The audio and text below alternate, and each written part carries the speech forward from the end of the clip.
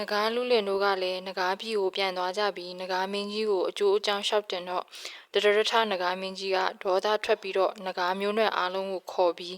တစ်ချက်လွတ်အမိန့်ထုံပြန်လိုက်တယ်။ဘာယာနတိပြည်တစ်ပြည်လုံးကိုချင်းချောက်ကြအသက်သက်ချင်းကလွယ်လို့တင်တို့အစွမ်းရှိသလောက်စုညံအောင်လှုပ်လိုက်ကြစမ်းလို့အမိန့်ပေးပြီးဘာယာနတိပြည်ကိုချီတက်ကြတော့တယ်တဲ့။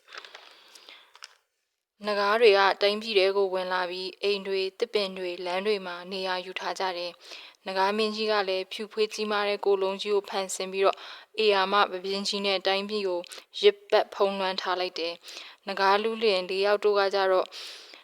မင်းကြီးရဲ့အိယာဘေးမှာအသက်အနေထားတိန်စောင့်နေကြတယ်။မိုးလင်းလို့အိယာနိုးတော့နေရာလက်မရှိမွေးနဂါးတွေနဲ့ပြည့်နှက်နေခဲ့တာကိုပြည်သူတွေကမြင်သွားတယ်။မွေးနဂါးတွေရဲ့ရှူးရှူးရှဲရှဲမြည်တမ်းတွေ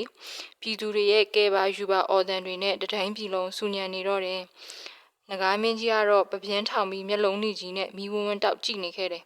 ။ပြည်သူတွေကဘလို့ညိုးနဲ့ညင်းဆဲကြတာလဲလို့မေးတဲ့တွေထွက်လာခဲ့ကြတယ်။အဲ့ဒီတော့မှတင်တို့ဘရင်ဟာသမီးတော်သမုတ်တစားကိုငါတို့နဂါးမင်းကြီးကိုဆက်တာပါမယ်လို့တမန်လွတ်ခဲ့တယ်။နေရရွေးဖို့ငါတို့လာတော့တရိတ်ဆန်မျိုးတွေလို့ဆဲရေးခဲ့တယ်။နဂါးမင်းထံသမီးတော်မအပ်ရင်တယောက်မကြံအသက်ခံရမယ်လို့ဖြေခဲ့ကြတာပေါ့။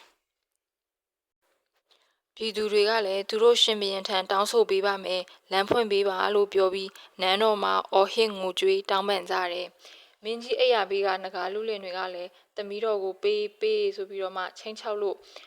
မင်းကြီးလည်းသမီးတော်ကိုတရထနဂါးမင်းထံဆက်သားပါမယ်လို့ပြောလိုက်ရတော့တာပေါ့ကွယ်။